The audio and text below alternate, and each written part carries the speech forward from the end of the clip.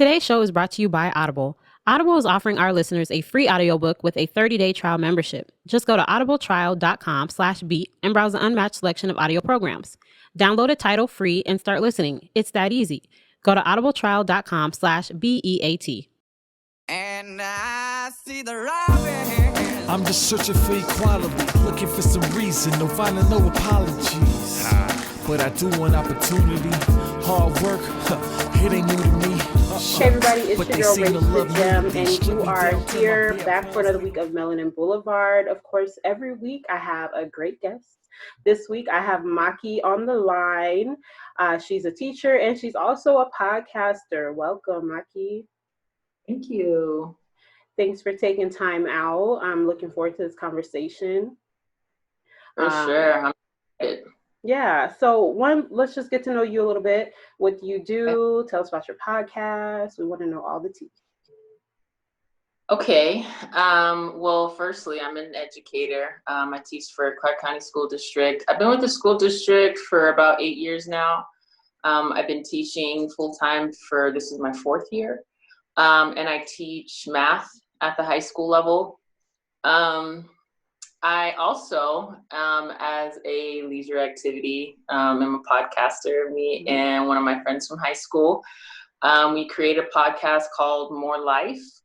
And it is a platform to just get conversations normalized, that are just having a hard time being put out in the forefront, a lot of controversy, a lot of trigger moments. And so we thought it was important to just kind of put something out there that people can familiarize themselves with, add a little sense of humor to kind of take the,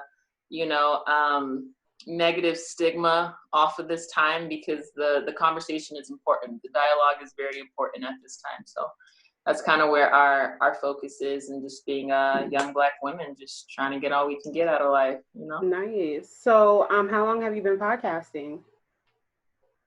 1 month. Okay. It's called consistency. So that's all it takes. Just keep going. Yeah. So you have podcasting is definitely something new for me. I'm sorry? It was frozen for a second. It's okay. Sorry, go ahead. Yeah, we've only been, we launched on July 4th.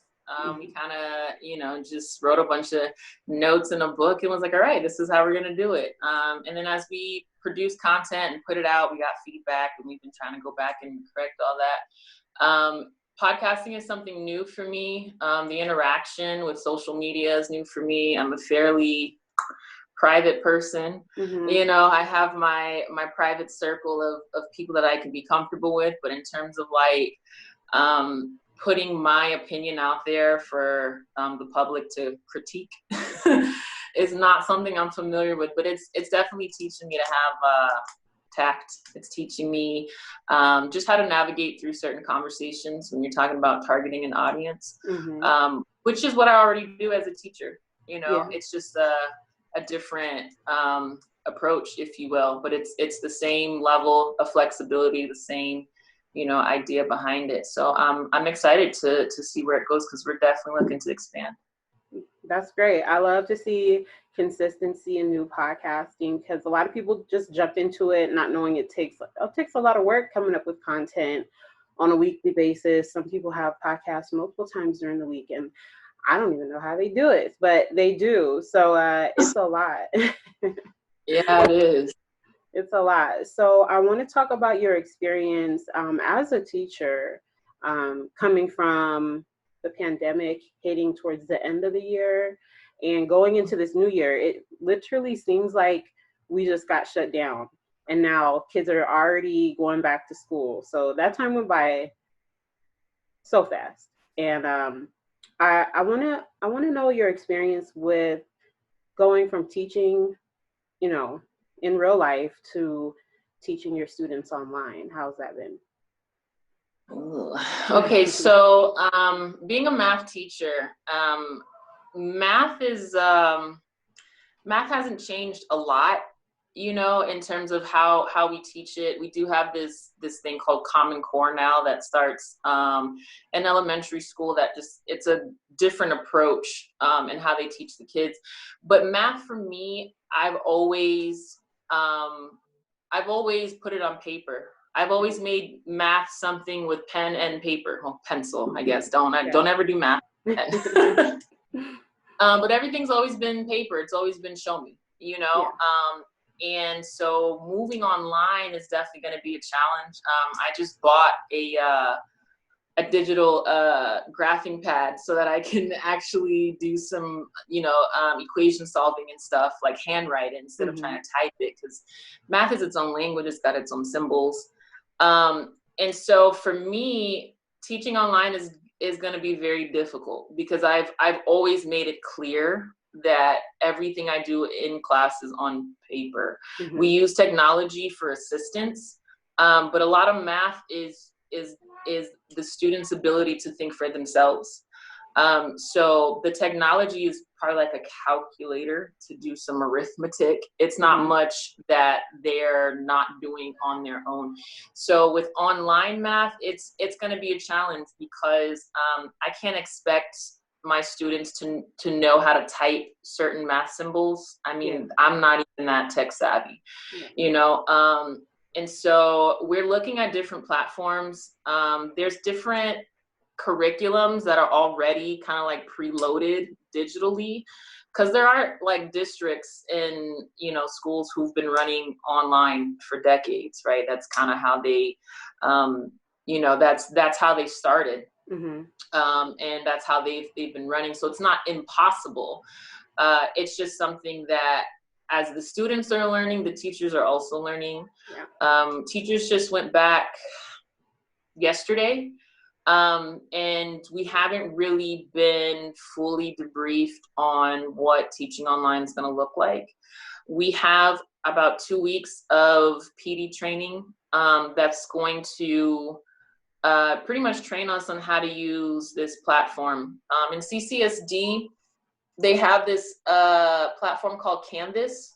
And Canvas is also what the colleges in the state use. So it's a Nevada education platform, and Clark County is jumping onto that with the rest of the universities and colleges. So it's going to be interesting to try to get, you know, grade school kids familiarized with a college platform. Yeah, so they're using that for, Clark County's using it from K through 12, that platform. Wow. Okay. Yeah. That's interesting. And a lot of teachers have never used it, because again, it's the online schooling for UNLV, CSN, Nevada State College, right? And so that's why we have this 2-week professional training, professional development, is to familiarize us with what, you know, is happening in terms of COVID, but also to get us up and running, because technically the school year started, or is going to start on the, let me see, the kids come back on the 24th. Yeah, so this Monday coming up technically is when the school year starts. Okay. But they've made the first 2 weeks strictly staff development days. Oh, wow. And the kids hop on board on the 24th. Oh, wow. So, because my kids, they go to a charter school. So they kind of have, I don't know, they don't really make their own rules, but they're a little bit more flexible as to what platforms they use. They go back next week. And so last year, I could say, or a couple months ago, when we were going towards the end of the school year, it was a serious challenge with the teachers trying to figure out how to navigate, how are we going to get these kids their work.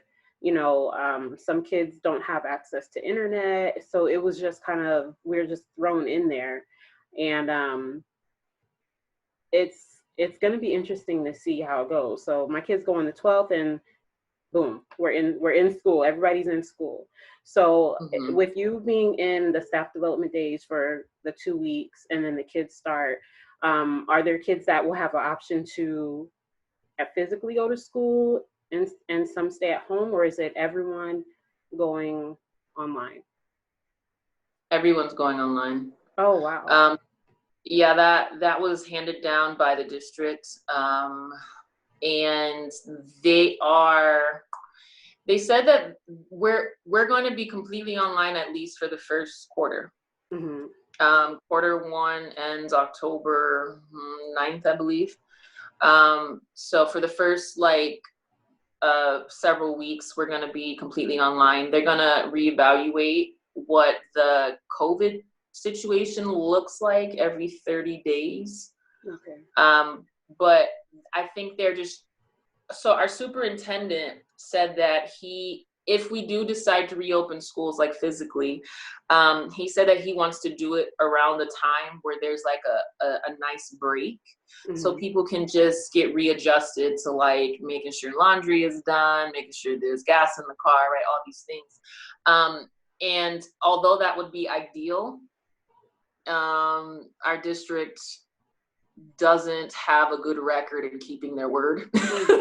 Yeah, this is true. So, because when we shut down, we were told Sunday night that schools were not reopening that Monday, that very next day. So we didn't even have a 24-hour period to go in our classroom to get whatever we needed, because as a professional, we still have professional responsibilities. There's still deadlines we have to meet, and that's not something that can be pushed back because it's a state thing, unless the state comes down and says, okay, you guys can postpone these deadlines, but they didn't do that either. Wow. So we had to scramble to get like data and reports and all this stuff that was left in our classroom. Wow. Yeah, it was very abrupt, and where we thought we wouldn't shut down, we did. And so I can see where it would leave the teacher scrambling, because all the books and all the materials, the kids didn't have that either. And so I can't imagine not having access to certain things in order for you to be effective at your job. So at the end of the year, I know it's kind of hard for students to stay active. There's students that need more help than others. There's students that, are the type that are self-sufficient and can make it happen. Did you see kind of a lot of students having a challenge with completing work, with being there? It's really hard to kind of make those kind of conclusions, because something like shutting down and going completely online, yes, there's going to be a handful of kids that are going to struggle because of the approach, right? Because of the platform. But for instance, in my situation, there were a lot more kids who just didn't bother. Like, it wasn't that they weren't able to keep up. It wasn't that they were struggling. I mean, once they found out that we couldn't give out any more grades, once they found out there were no exams, once they found out that they just gotta, comment or email me once a week for their attendance, I mean, they really disappeared, and there wasn't any kind of incentive for them to, finish up anything. And the district, we got updates like hourly. Things changed a lot. And I think a lot of families just kind of tapped out, because not only were they trying to scramble to figure out their household in terms of like unemployment, groceries in the house, right? Just keeping everybody safe, all this kind of stuff. But now they're having to really depend on an incompetent district to kind of, walk them through what they're supposed to do as parents when it comes to their kids and their education. And the district was just not cohesive in their plans, and they were not they just were not prepared. And I mean, we can sit here and say like, who was prepared for this pandemic, right? But I mean, at some point you've got to hold somebody responsible for taking the leadership. And you talk about a society, that's your government. Like, and it's like, yeah, no one was prepared for a pandemic, but this ain't the first pandemic. Like, right, it's not. That history has 2019, so I don't quite understand why we fumbled so hard. Yeah, that I didn't know that CCSD went through that because like I said, my kids go to a charter school, so I didn't know that they only had to report once a week, or it might be different for high school. I don't know, but that's kind of shocking to hear that with the stress of what's going on at home. I could see where people would tap out because that's just extra because it was super stressful homeschooling my kids, and luckily I work from home, having to print out 70-page packets and make sure that they get done by Friday and turn in, like, that's a lot. And that's a parent that is with their children 24/7. So the whole time I'm thinking, like, how are parents dealing with this that have to, that when the casinos were still open, and not knowing whether they're going to be working the next day or not. It's extremely stressful. And stressful for the teachers too, because it's terrible to see kind of their education be affected and a plan not be set in place, and they're kind of like winging it feels like. Yeah, I mean, to be honest, besides the pandemic, I mean, it's not any different than what I've already experienced in CCSD. I mean, every year is a year that you just try to be as prepared as you can, but you never really are fully prepared. Mm-hmm. When we shut down, again, we got updates like hourly. As a school, my school only met once a week. That was part of like our contract hours. And so we continued to do that virtually once we shut down. So we really only got updates weekly.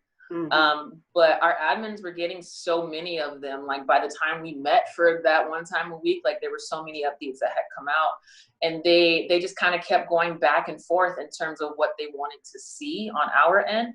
And it was really difficult because I'm being told one thing from the district, but I'm being told to communicate something else to the parents. Like when it came to the packets, when we shut down, the schools had to stay open to continue to feed the community. Yeah. And they had like general education paper packets that parents could pick up at the food sites to take home to their kids.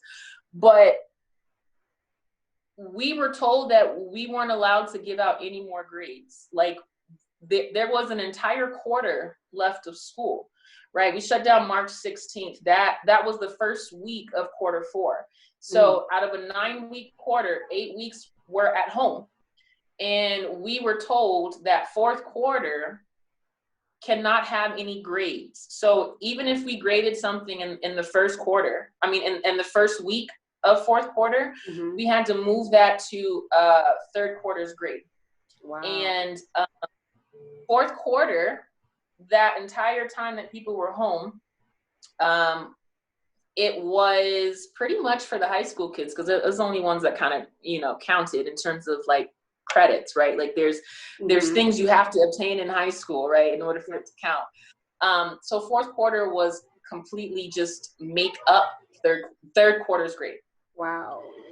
So third quarter's grade was duplicated for fourth quarter, and we did not hold any semester exams. So if the student got like an A or a B in third quarter, there was nothing they had to be held accountable for in fourth quarter, because we weren't allowed to teach anything new.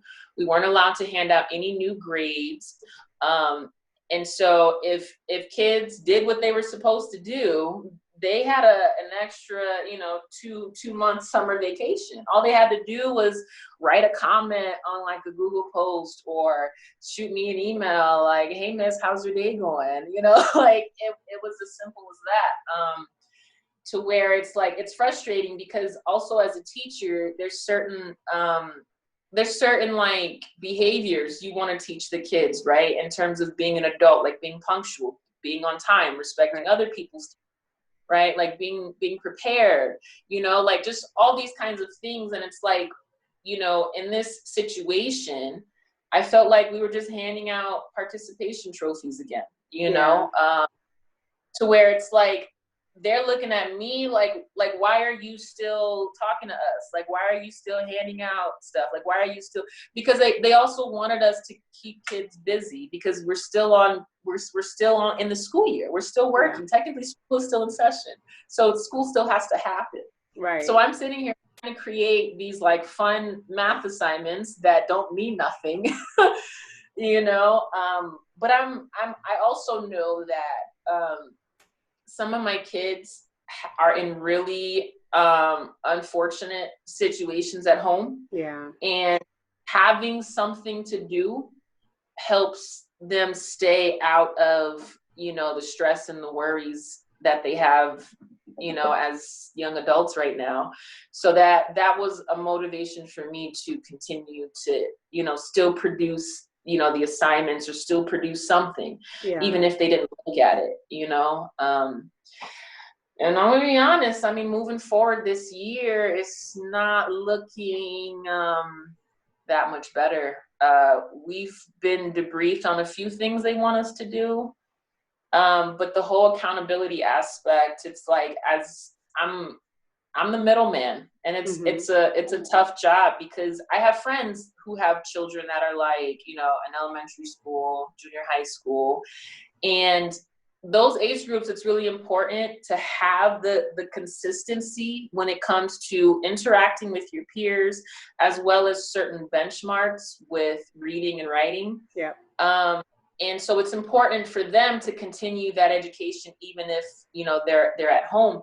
But I had parents that are friends, you know, that have multiple children at home. They're all like, you know, young and in elementary school, and it's like one's on this computer at this time and the one's on this computer at that time, and then the teacher will do like a 10-minute break and my friends would be like, oh, I forgot to sign back on. Yeah, it's like that. And that's what I was hearing with CCSD. The new year is going to be like, they're actually in school, like you have to log on at a certain time, get a break, and I'm like, that is so much. Like, that is overwhelming. So another thing too is, again, right, I'm being told something from the district, and then I'm communicating something else to parents and kids, because I mean, it's kind of how politics work, right? It's like there's a situation and there's a decision that has to be made, but to keep like control and to keep order, you know, you've got to tell people what's expected of them, you know, and you kind of have to make it sound mandatory, otherwise they won't do it. Because I was telling my friends, I was like, don't feel bad if you missed your child's, you know, Zoom session today. Like, don't feel bad, because everyone is going through a lot. We, like, teachers understand that parents are trying. Teachers are also, you know, in a jam. So if you can't make it every day, there really is no consequences at this moment. Because to be honest, as a teacher, I would much have rather, you know, parents focus on their family and the well-being of the children at that time, because I wouldn't know how to explain to a 7 or 8 year old like what's happening right now, you know. And I just would not want this kind of trauma, you know, around this pandemic and the civil unrest that's happening, right? To really, you know, consume the child at this time, because if they're, you know, emotionally and mentally unavailable, then it doesn't matter what I teach them. They're not going to latch to it. So that was something that was frustrating for me as an educator. Is I understand the district has a job, but people probably would have preferred if the district just showed a little sympathy, you know, and just kind of put the politics to the side. Because it definitely was. It was hard. I still had to, you know, produce something, even if it wasn't counted or even if it wasn't, you know, necessary. And now moving forward into the new school year, we do have a virtual schedule. Like we have virtual bells and we have periods. So from like this time to this time is period 2. From this time to this time is period 3. And kids are expected to be in attendance on those sessions. That's a lot. The thing with Yeah, it is. But the district does understand that that's not always going to happen in a perfect world. That would be nice. Mhm. But with our demographic and the way this district is ran, they understand that that's not going to happen. So they've told us as educators, I don't know if they're going to tell parents, but I'll just say it now. There are 3 things as of now that we are using as criteria to count attendance. If the student attends an actual live session, so if the period runs from here to here and someone pops into the meeting, we can count their attendance. The second thing is they've submitted classwork and received grades. So they've made progress in the class. So that's the second thing you can use. And the third thing is if they've been in 2-way communication with a teacher. It doesn't have to be their teacher, just a teacher.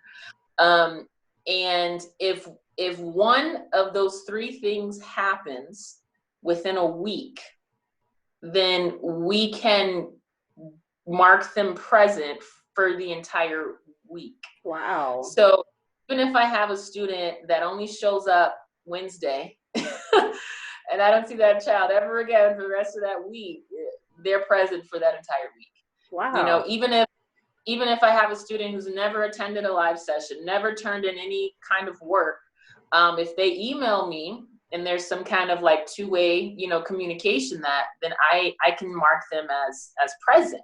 Now, of course, their attendance and their grades are different, right? Their grades aren't affected by their attendance, but the attendance is what most kids are motivated by, because that's like their parents are legally bound by that, right? So that's just not a consequence that parents and students are willing to Risk, bring to themselves. Yeah. Yeah, that's crazy to hear. The fact that, like, what if you're a teacher and you have children? How are you going to be there for your children if you're having to, be in a classroom setting at home on a computer? Like that's just a lot. I know with what we have to do, we actually have to log in every day. As long as we log in, it doesn't matter what time. It could be 10 at night, whatever. Then we get that point, and they have like a certain amount of hours that they have to see that you're online. Again, from a teacher standpoint, I don't know what the requirements are, but this is what they're telling the parents for this particular school. I'm glad that because for me, I'm the parent that's like, okay, I'm going to try to make it happen. But at the same time, I'm not going to be too hard on my kids, because we have to understand, like, this is stressful for us as adults and as kids, because I have young kids. I can't imagine, so being too hard on them and putting too much of an expectation on them when sometimes we don't even want to show up is, it's not fair. What are your biggest concerns? Like, for my school that my kids go to, they are supposed to be some students that are actually going back into the classroom later this month. They haven't told us that it's completely online. I chose to keep my kids home. So let's say that when school opens up in October, what are your concerns when having to go back to school?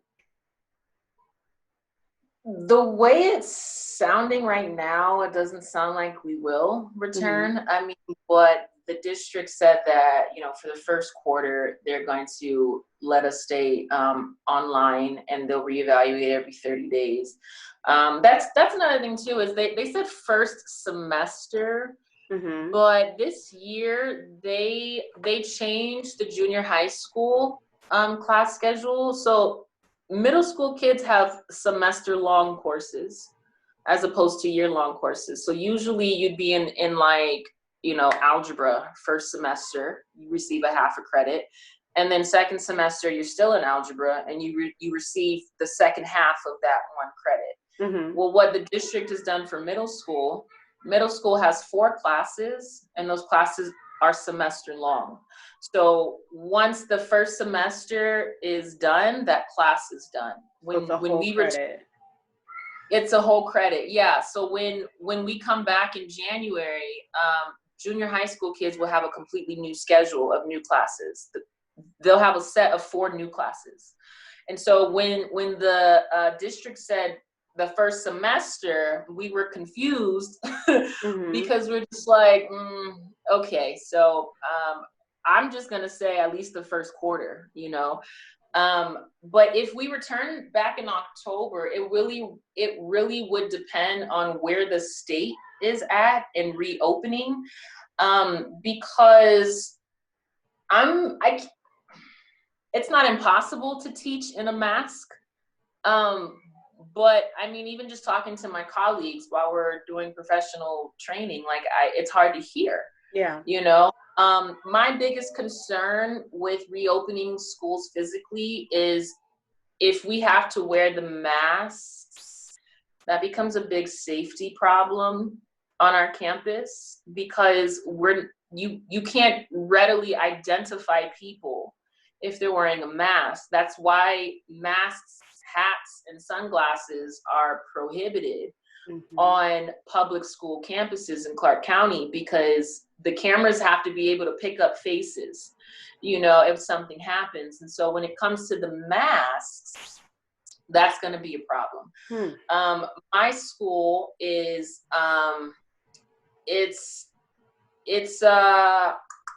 my school is in the hood. We have a lot of issues that surround the school in terms of the neighborhood. Last year, we had a big issue with gang recruitment on campus.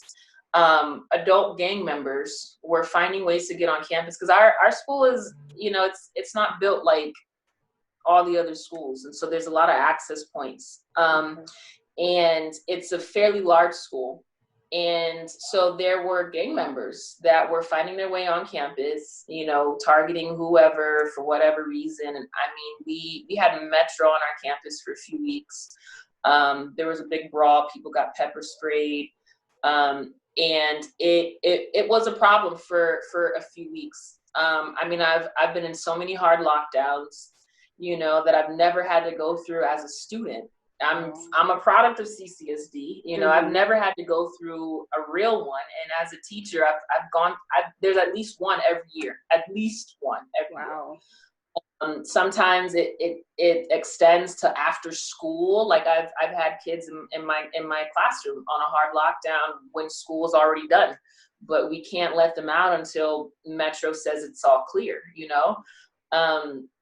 So those kind of things it worries me, because, and especially when you talk about high school kids, like some of them look like adults. Yeah.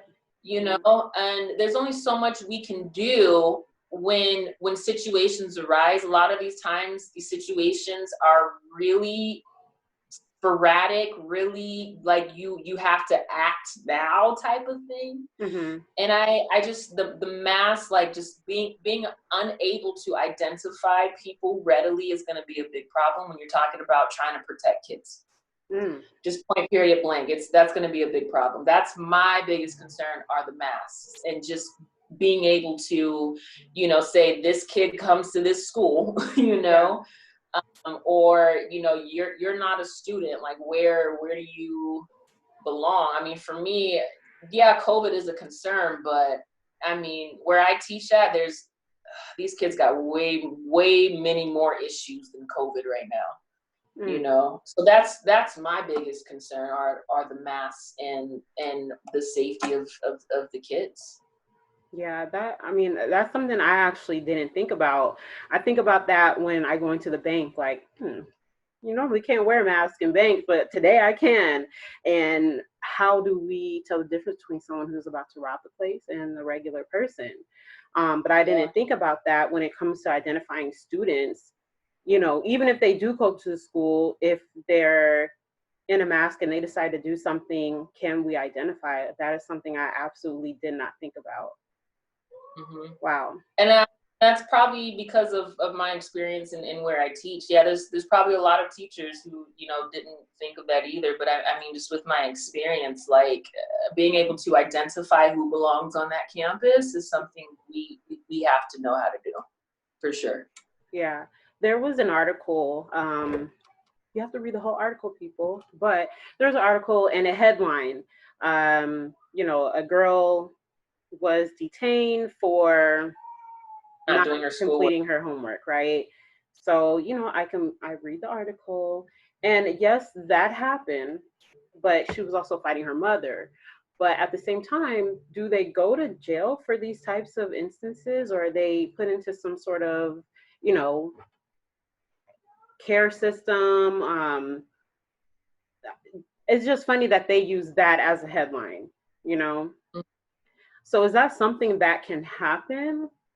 Obviously, because of the accountability right now in Nevada, I don't see that being something that would happen, but can it? For schoolwork? Yeah. I don't know. I don't Yeah. think so. Clark County, I mean, if you talk about the 50 states plus DC, right? Out of 51, Clark County teeters the bottom three. And Terrible. we've teetered that for the past decade. I mean, we were bottom three when I was in high school, you know. And it toggles. We're like 48, 49, like 50. You know, I don't think we've ever hit 51, but but we've been on that bottom three for sure. For like a long time. So when it comes to schoolwork, like I said, that entire last quarter, they told us do not hand out any grades. You can't penalize kids for not turning in things anymore. Like pretty much like just show your face so that the kids kind of have some normalcy around them and report back to us who you talk to so that we know that these families have been contacted. That was it, you know? So when it comes to Clark County, no, I don't think so. No. We used to have behavioral schools. Yeah. Kids that, you know, just racked up a rap sheet of behavior incidences for whatever reason, eventually were, expelled from their school and sent to a behavior school, but they closed those. Maybe 2 or 3. Yeah, they closed those. That's another reason why we're having a really tough problem on our campuses is because, you know, before you kind of were able to funnel the ones that, you know, were just making it difficult for everyone else into a place where they can receive a little bit more intervention. Now they're just in the mix. Now they're all over Clark County now at different schools, and so schools are having to kind of, you know, be a little more diplomatic with, you know, the demographic of the kids, and the kids know this. There's not a lot that kids can get expelled for now. The only thing kids can get expelled for now are weapons, and of course, you know, if you cause serious bodily harm, if you start like breaking laws, right?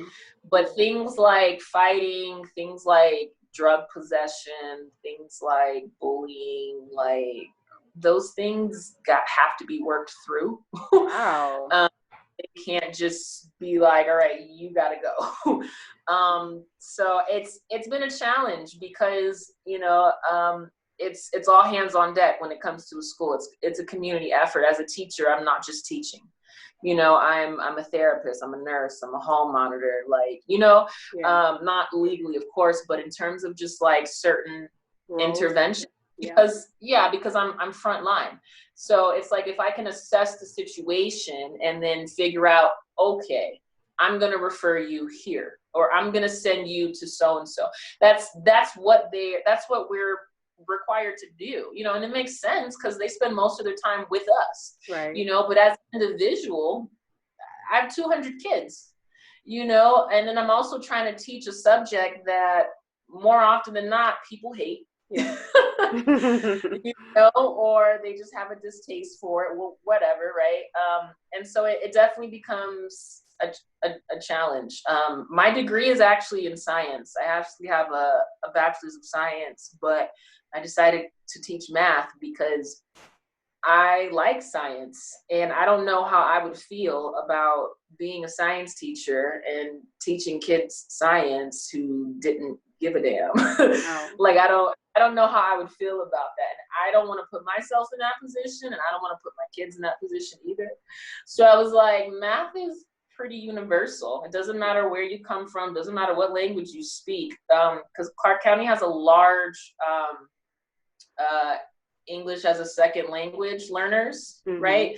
And so math is one of those subjects that it doesn't matter what language you speak. Math has its own verbiage. Math has its own language. It's got its own, approach. And so it doesn't matter where they came from. If they are, up to standard for their age group, like it's nothing to continue to educate them in that manner. So that's why I taught math. It's real black and white.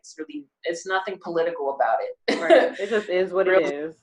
Yeah. No opinions necessary. Keep your opinions to yourself in math. Wow, I didn't know that those behavioral schools closed. I'm a CCSD kid too. Class of 05, here I am. Okay. But I remember being in school, and I had a friend who brought alcohol to school one time. She was out. They kicked her butt smooth out, and she went to the behavioral school. Blue jeans, white t-shirt. That's what they wore. Yeah. That's what they had to wear. No colorful. That's just what you had. Right. So that poses a bigger problem now within the schools. And now kids, one, know that they don't have to do the work and that they can do the bare minimum to get the attendance part of it. On top of even being in school, they're not holding these kids accountable. There's no consequence for certain behaviors.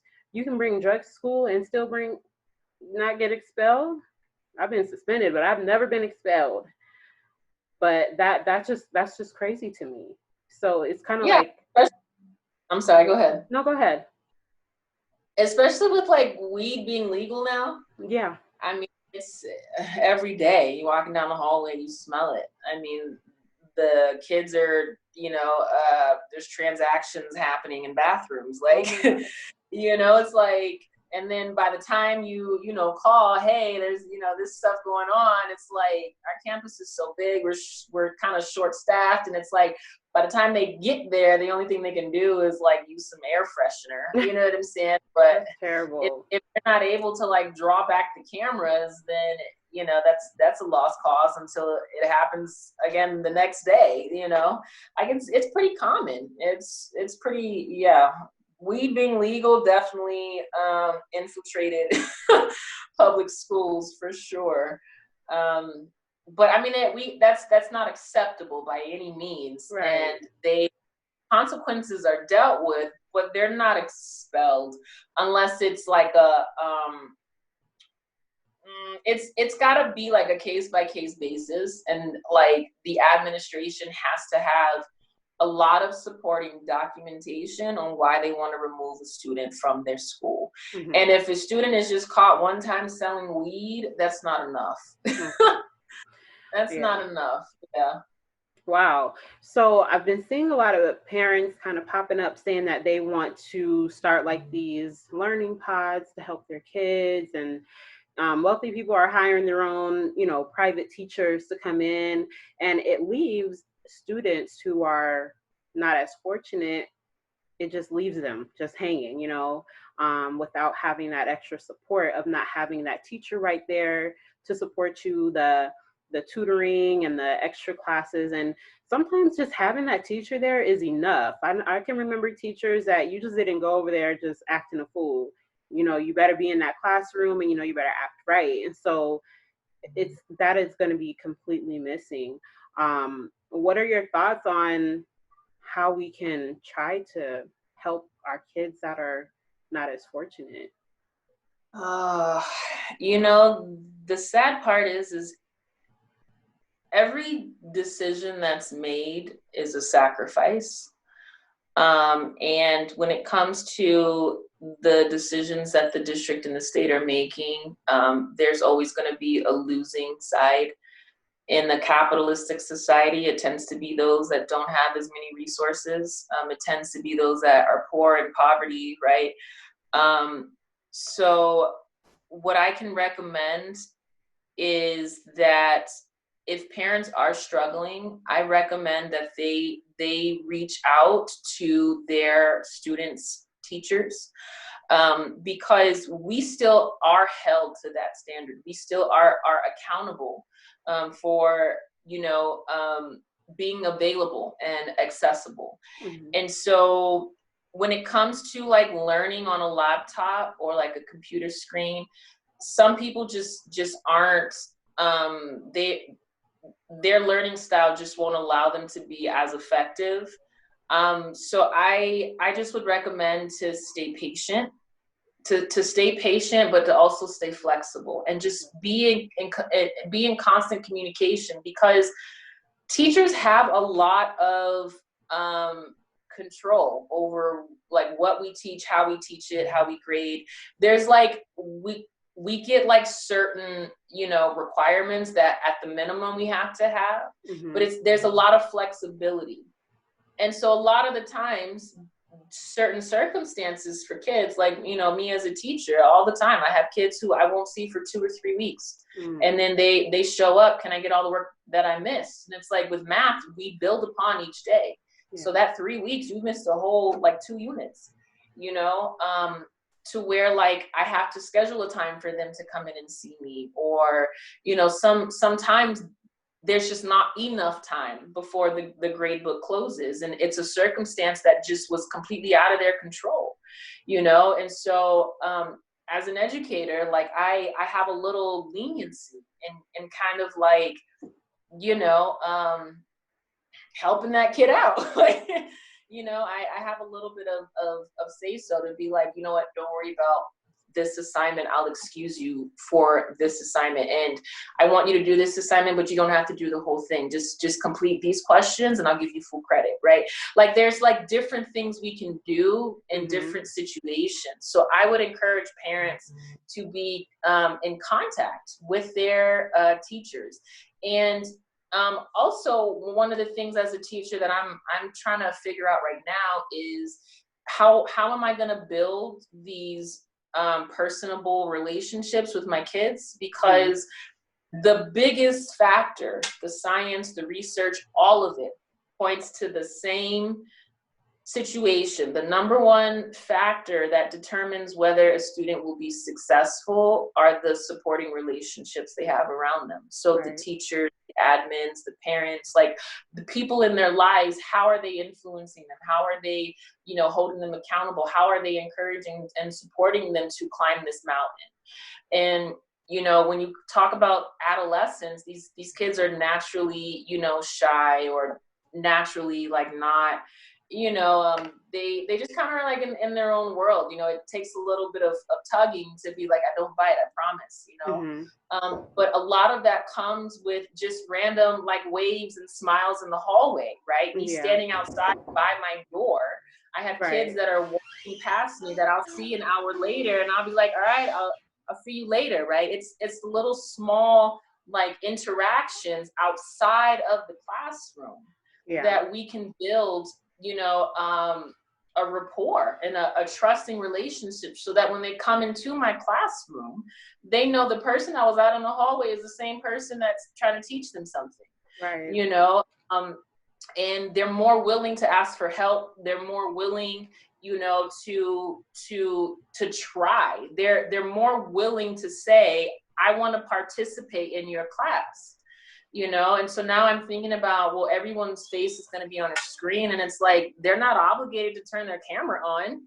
I would love for them to do that. But in my staff meetings, I don't turn my camera on. I don't even turn my mic on, like I'm here. Somebody need me, just call my name and I'll chime in. But other than that, I'm just like a fly on the wall. And I have more students like that than not. And so my challenge now is, how do I create, that relationship that's outside of academics, right? Like how do I create that trust so that when they do pop up on the screen, perhaps they're more comfortable to show their face, right? Yeah. Or if, you know, they're not understanding the content on a screen, perhaps they'll be brave enough to send me an email and to be like, can you show me again? Or can you create a new video? Or can I meet with you personally one-on-one on Zoom so that we can go over this lesson together? But it's like students go to teachers that they trust, right? Students go to teachers that they know are going to be helpful. Right. And for a lot of kids, their experience with teachers are very they're not that friendly. Yeah. For lack of better words. Unfortunate, because that's what the teachers are there for, is to be that face that they feel comfortable to come to. So that it sucks to say that. And I know you're getting a set of new students. So is it a full new 200 kids that you have to teach now, and you don't get that interaction, you know, you don't get to see the personality of each person, or you can look in the classroom and see when someone's having a hard time and, you know, pull someone to the side? Like, that's not there anymore. And no, and I was just saying, not saying that school, you know, not saying that homeschool doesn't work, because it's a lot of people that do it, but they also have a support at home too. And they also maybe are more prone to being the type of student that is a better learner from home, better independent learner. Some kids need that interaction. They need that in person. Because I sucked at math. Listen, I was terrible at math. I wouldn't be able to do it online. Like, that's one class where I'm like, listen, I don't know about this one right here. It would be tough for me. Yeah, I've done I took two math classes online in college, and I didn't do as well as I could have, just because of the frustrations, the disinterest, you know, the unwillingness to, you know, sit and just do it. It was more of like, let me get this out the way, you know, and tedious things like if I wanted to write, you know, 0.5 as opposed to 1/2, like, you know, the computer only recognizes one answer. So, you know, and with math, I mean, there's so many different ways to write the same thing, you know, to where I'm just like, I'm just gonna have to do my best, you know. So I mean, I completely understand. Learning on a laptop or screen is not for everybody. I mean, I'm that student. I can't do online classes. I got to be in person. I got to receive it. Even now that we're doing PDs, you know, we have the option to stay home and to attend the stuff virtually. And I did that yesterday. That was the first day that we returned. I did that yesterday, and I was anticipating doing it for the next 2 weeks. But yesterday, based on my experience, I'm just like, no, I have to go in, because although I was present in the meeting, the information wasn't registering. You know, I wasn't like distracted. I wasn't like on my cell phone. Like, I'm sitting here watching the screen, but it just wasn't registering in my mind. I think because just the environment was lacking. You know, there was a lot of context I had to pull out of the screen and then put it in my brain and make it make sense. And, you know, there were like questions that were being asked and things that were being told in terms of like what school's going to look like. And I'm not confident in what the information that I received. So I went in today because today is the only day that we don't have an actual agenda. So today was a work day. They still want us to set up our classrooms as if school is going to be in person, because we might return. So we had to set up our classrooms and all that kind of stuff. So I went in today, and I'm going to continue to go in, because I'm so unfamiliar with the Canvas platform that we're using. I'm so unfamiliar with what conducting a class on a screen looks like, and kind of like details and nuances of that. So I need all the help I can get, and I'm just not confident that I'll be able to receive that virtually. So I'm personally going in, but there's about half of our teachers are at home, like attending the PD trainings and stuff.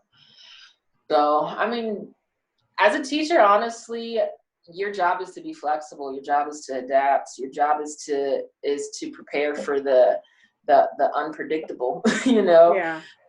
Like I said, it's really nothing different for us other than the pandemic. I mean, which is a big deal, but the process and trying to get prepared it's the same, like mental stress. It's the same, you know, like how are we going to do this?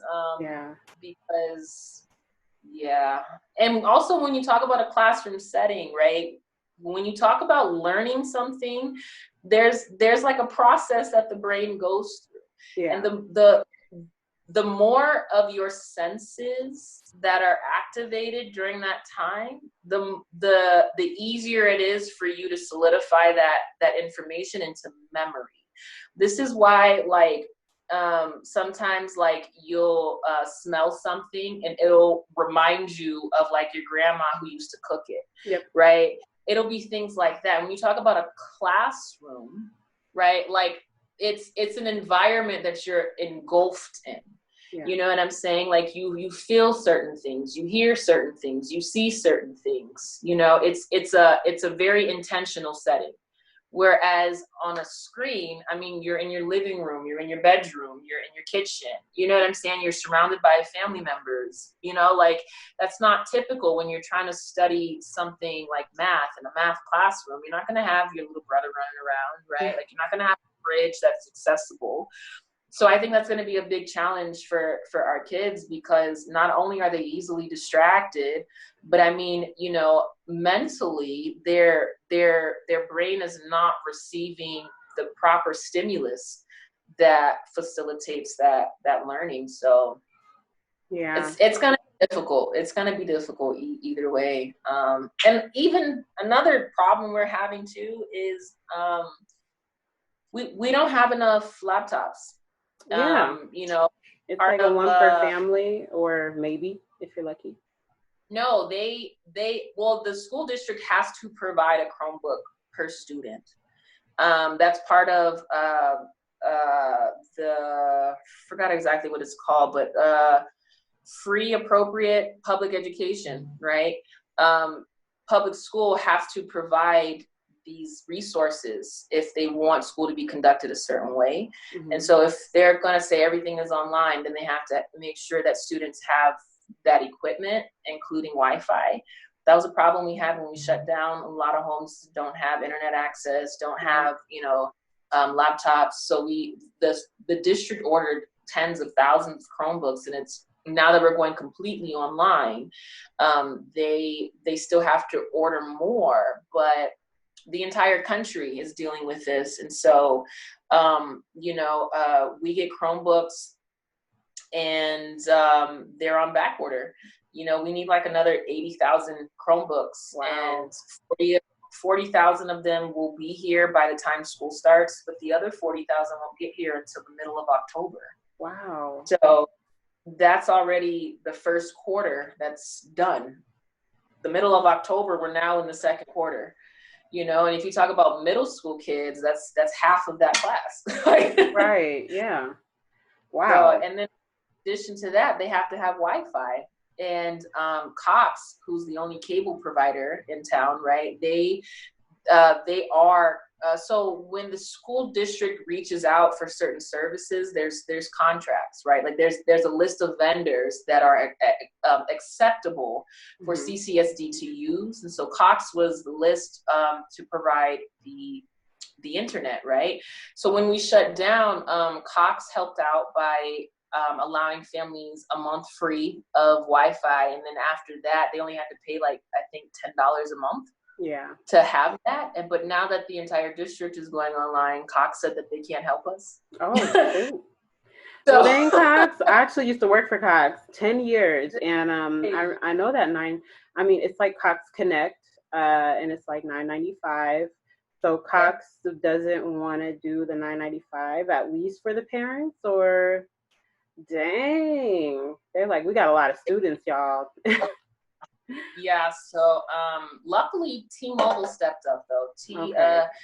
Mobile stepped up and said that they would help. So during one of the school board meetings, they had to add that to the agenda, you know, to say that we're able to use other service providers in order to accommodate for families at this time, because Wow. Cox was like, I don't know what to tell you. I'm not surprised, but wow. Yeah. They're already hurting, you know, they lots of people are probably canceling their cable, not being able to afford it, and just keeping the necessities. And they're like, yeah, so if you get this $150 cable package, then we can offer you internet free, but we can't help you, partner. Yeah, that's a lot. It is kind of shocking because Cox normally always helps like the community. They always have things to, yeah. Be a great moment to be a community member right now, but they're probably hurting right now because I know I canceled my cable, you know, and that's their biggest seller. Wow, that's interesting. Well, Cox ain't for the kids anymore. I definitely want to thank you for taking time out and being transparent and talking about your experience. We appreciate you as a teacher because listen, I'm not a good teacher. You find out that you're not a good teacher when you have to keep kids at home. It's hard. And I think the pressure of the pandemic and everything just doesn't make it any better at all. So we so appreciate teachers like you that actually care and that are going to be there for our students. We need more like you for sure. So if you could please tell everyone where to find you if you want to be found, and where they can listen to the podcast and where they can find the podcast. Okay, cool. Yeah, me and my co-host, we have a podcast that we put out on IGTV. Our tag name is More Life Pod, MORELFEPOD, More Life Pod without the I. That's on IGTV, and we have episodes every Sunday. Nice. Yeah. So shout out to Ati. Yeah, I actually put up a post because I was looking for a teacher for this episode, and she reached out. So thanks, Ati, for responding. And yeah, make sure you guys follow and support the pods. All pods need support. Make sure you tune in to Melanin Boulevard every Thursday or Friday. You know, I'm just winging it right now. And don't forget to tell your friends to tell their friends, and maybe we could be friends to tune in every Thursday. Okay. Bye, guys.